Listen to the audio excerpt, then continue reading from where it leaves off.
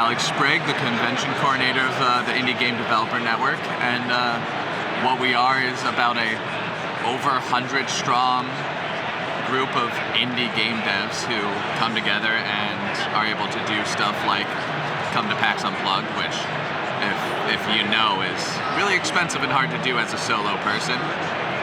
We got, what is it? I think we have over 70 products from, I think 50 different creators, able to show off a bunch of different games from different people, and it's just nice to have that support, not run solo, which so many indie people are.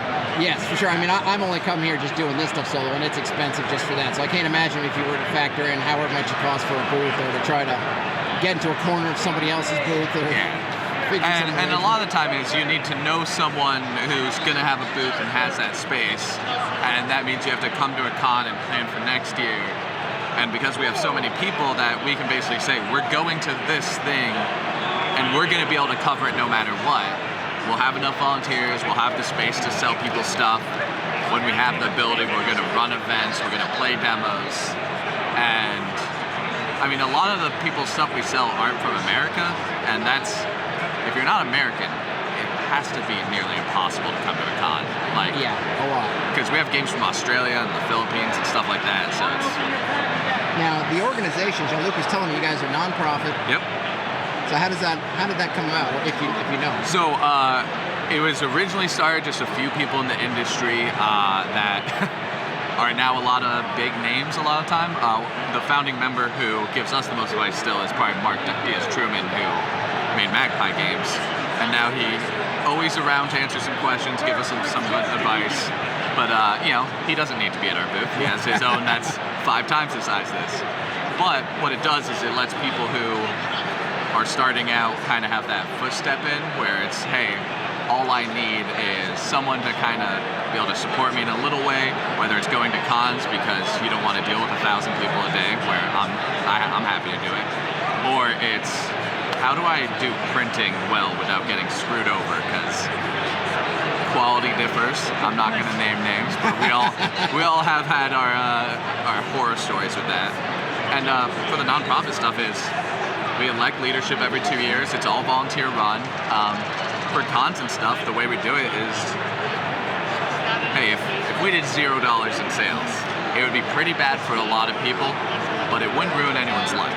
Whereas you come to a con and don't do any sales, you bring a whole box of books. I mean, that's out a lot of money. And then because we all share the expense, the nice thing is no one here is making money from someone else's thing. You're just getting a percentage of your sales back to you. And normally it's better than wholesale. Yeah, that's what Jean-Luc was saying. Yeah, that our minimum viable con is, can we do wholesale or not? And if we can do better than that, we're all really happy. If we hit it, we go, this is good, how can we do better? And we have so many hands that it makes work pretty easy. And even admission, he was telling me, is kind of fully democratic, right? It's a big vote, and generally it's when you apply to be part of the IGDN, you answer a few questions, and we look at it, or we discuss it as a group.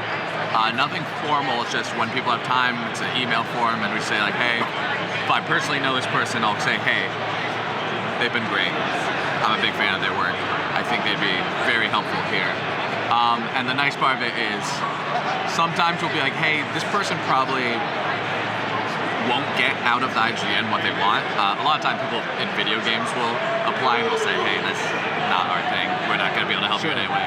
And some people it's like, hey, you should look into going for a diversity sponsorship where we can set you up with a mentor and a monetary scholarship so that you can get started. Because a lot of what we do is the sales side of it, because that's the part none of us really like. We all love making games, that's fun, but the sales is where you need more support. And if you're not ready to sell something, IGN's, great. It's a lot of fun to talk to people, it's a good time. But, the monetary support is what a lot of people are after, and I understand that. You can't make games if you don't have money, unfortunately. That's unfortunately very true. Yeah. But yeah, and then, the process is, we do a vote because sometimes you'll talk, someone will pop up, and they're a known shithead, and I don't know that. But we can say, hey, this person is bad for us. It's bad for the entire hobby. I don't want him here. Here's my reasoning, and then we'll go. Okay, let's.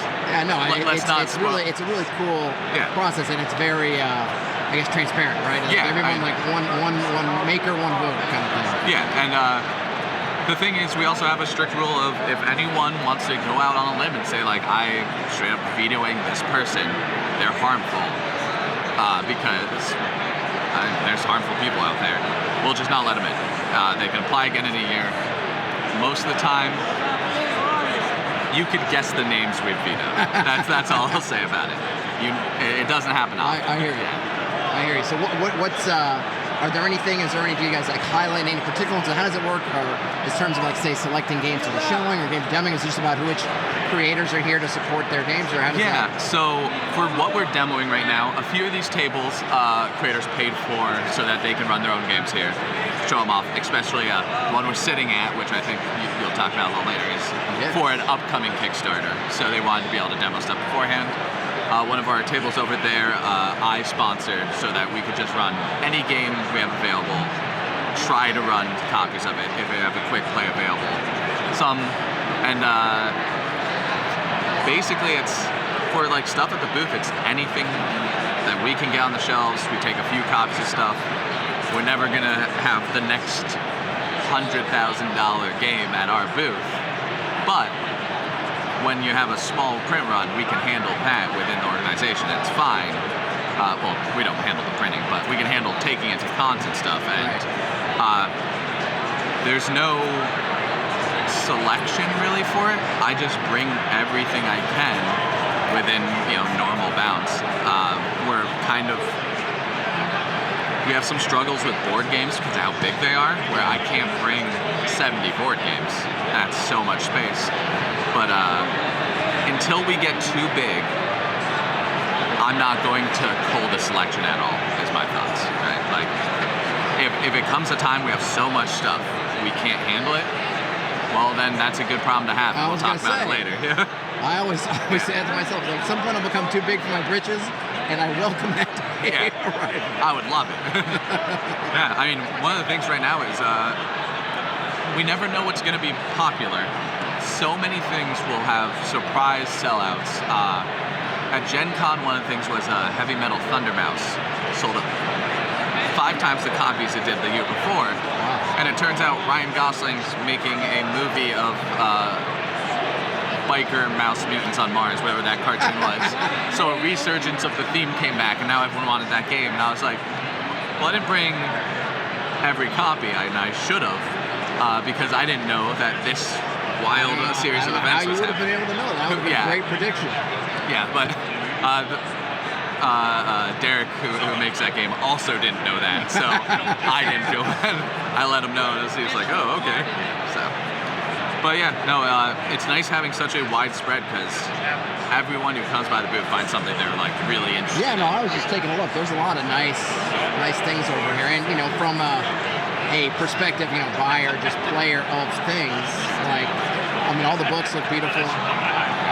Looks like high quality stuff, and it covers a lot of different genres and subgenres. So, and I think we've noticed internally the ability to get high quality printing done in the past 5 years has become so much easier and so much more affordable that all the new stuff coming out looks great. Because there was a stigma of indie games having bad quality binding and they're going to fall apart, and a lot of stuff was absolutely true if you couldn't do an offset run. And now, there's not even small publishers. I'm looking at eWatsi with my 5e PHP that's fell apart on me 2 years after I bought it. Hey, and now the zines we get are higher quality than like WotC stuff at this point. I know Shout out Mix'em, my new favorite company.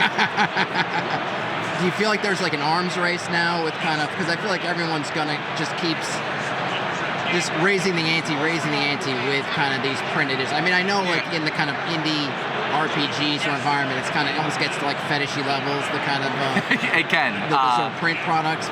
Well, what we saw was, I think during the pandemic, is a lot of places reimagined how printing happens, and they're now more flexible than they used to be. A lot of the stuff we did was like yearbook companies are a thing a lot of indie publishers print through because on their off season they need something to do, so they're willing to work with you. And now companies were like, hey, printing isn't as big as it used to be. We have to spread our wings and make it easier.